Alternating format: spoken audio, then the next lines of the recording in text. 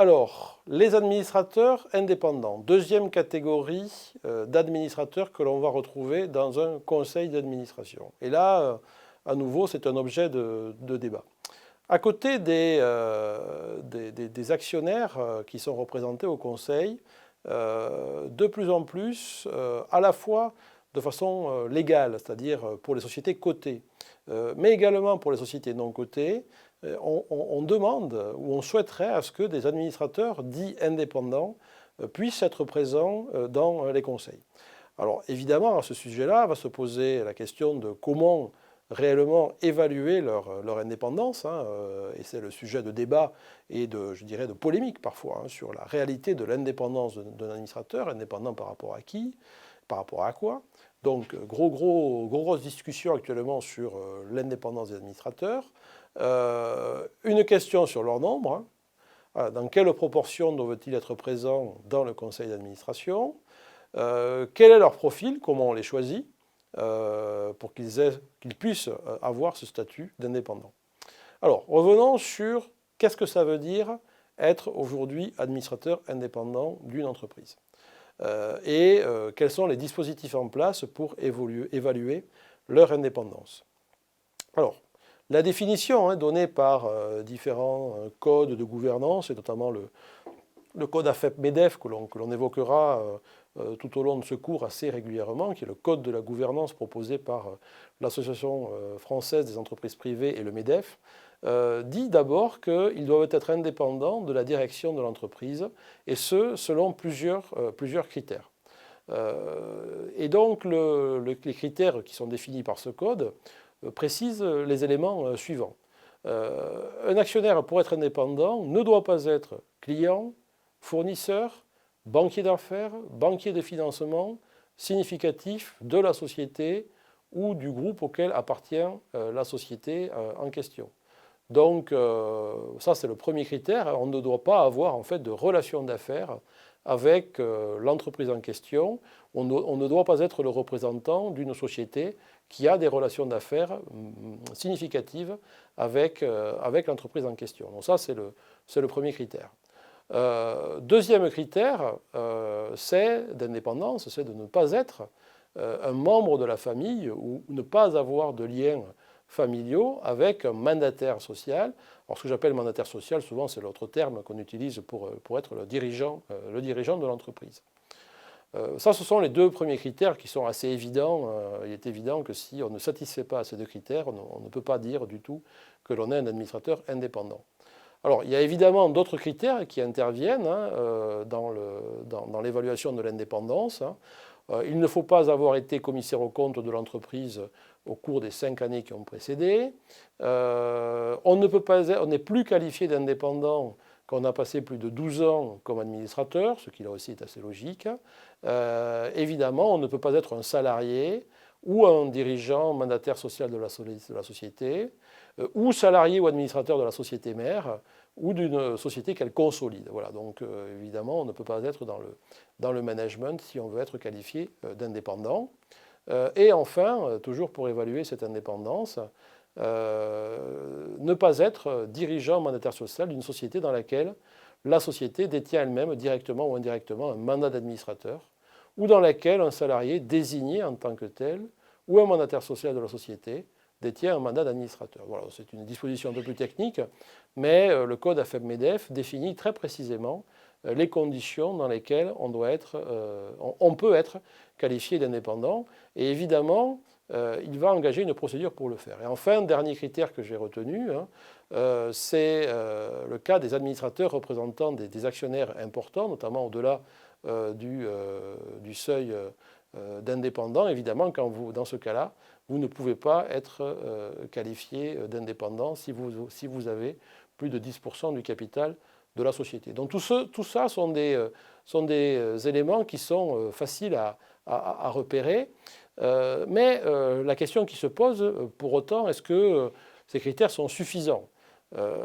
Et à l'évidence, on touche là à une limite sur l'évaluation de l'indépendance des administrateurs. Pourquoi? Parce qu'évidemment, il y a plusieurs éléments qui ne sont pas pris en compte dans les critères que je viens de préciser.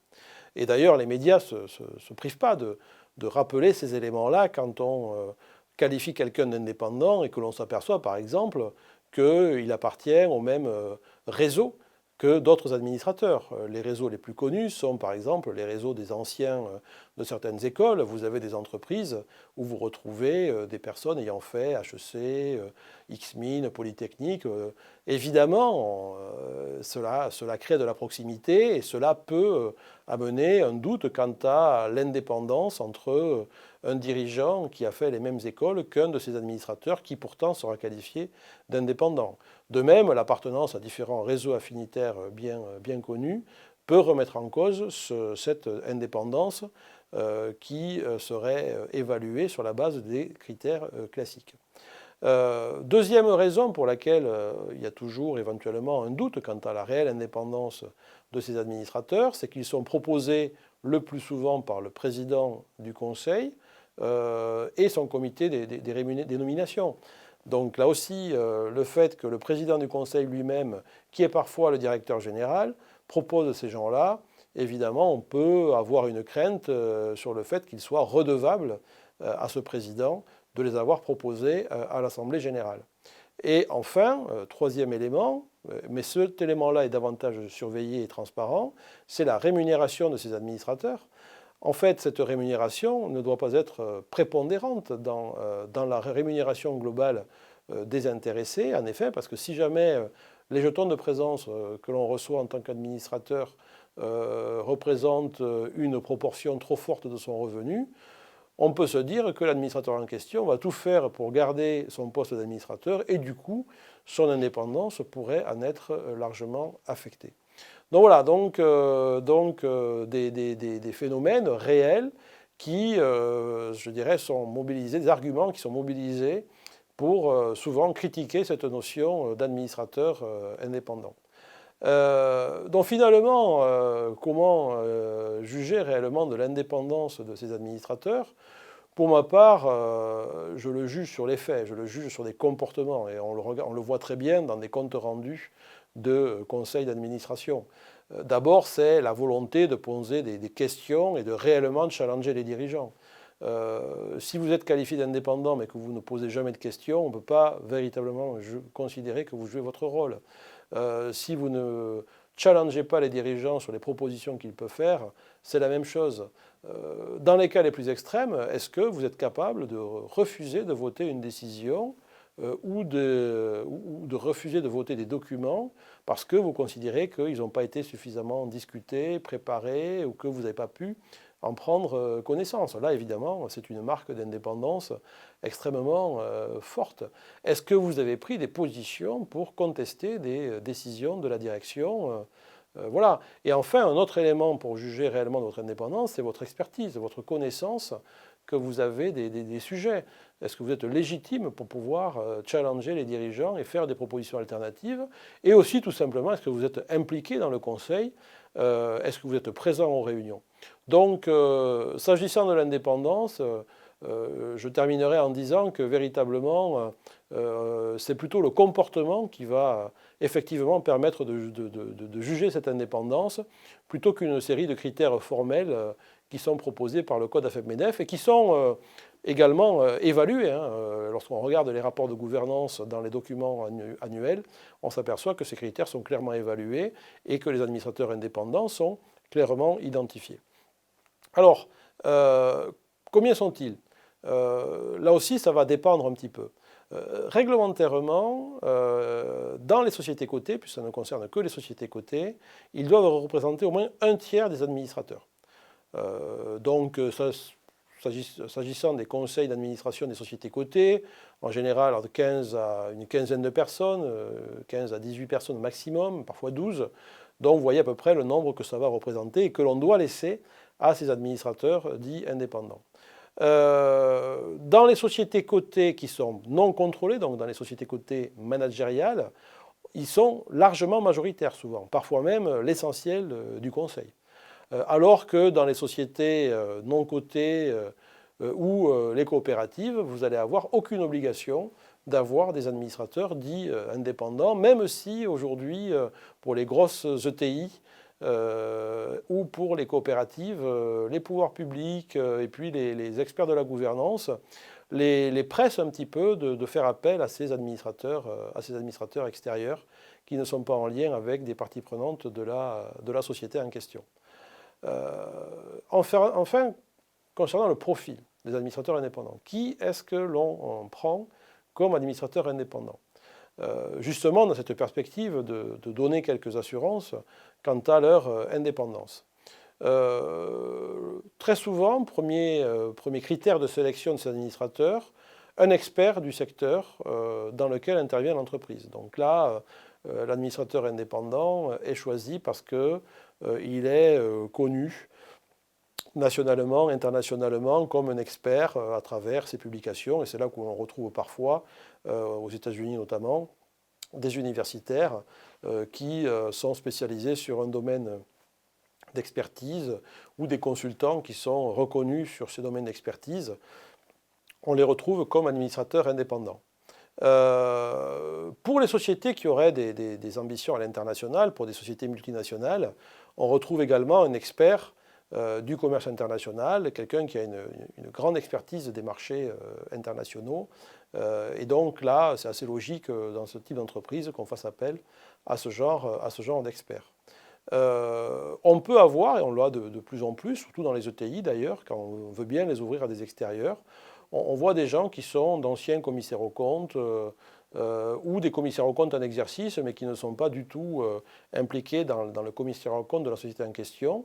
Donc on n'hésite pas, et de moins en moins, à faire appel à un expert de la comptabilité et de la finance pour venir compléter les membres du conseil. Et enfin, quatrième catégorie d'administrateurs indépendants que l'on peut observer assez fréquemment, c'est un autre manager qui a fait ses preuves dans sa propre entreprise. C'est pour ça que dans les sociétés cotées, on s'aperçoit que des grands patrons de sociétés cotées sont eux-mêmes administrateurs indépendants d'autres sociétés, tout aussi importantes, mais dans des secteurs tout à fait différents, et évidemment dans des sociétés qui n'ont pas de relation avec la leur. Ça aussi, c'est parfaitement légitime, au-delà des commentaires qu'on peut entendre d'ici et là, du fait qu'on mette ses copains de promotion de telle ou telle école. Parfois, c'est vraiment la raison, mais si on essaie de regarder ça aussi de façon un peu plus positive, c'est assez logique qu'un grand patron d'une entreprise multinationale se retrouve administrateur indépendant d'une autre entreprise, elle-même multinationale, parce que c'est le lieu où effectivement on peut confronter les expériences. Et si on a un conseil qui est vraiment indépendant au global et qui veut challenger le dirigeant, eh bien, moi j'ai pu l'observer, effectivement, il y a parfois des passes d'armes entre grands managers et ils ont un avis éclairé sur le management de ce type de structure. Et enfin, au-delà de ces domaines d'expertise, on peut vouloir faire apparaître dans son conseil et proposer comme administrateur indépendant une personnalité qui est reconnue pour ses interventions dans le domaine, une personnalité parfois médiatique, qui va être là, non pas pour amener de la connaissance ou une expertise particulière, mais qui va être là pour faire réagir les autres membres du conseil et faire réagir les dirigeants. Voilà un petit peu les raisons, l'ensemble des raisons qui peuvent amener à choisir des administrateurs indépendants et pourquoi ils sont aussi importants dans les conseils d'administration.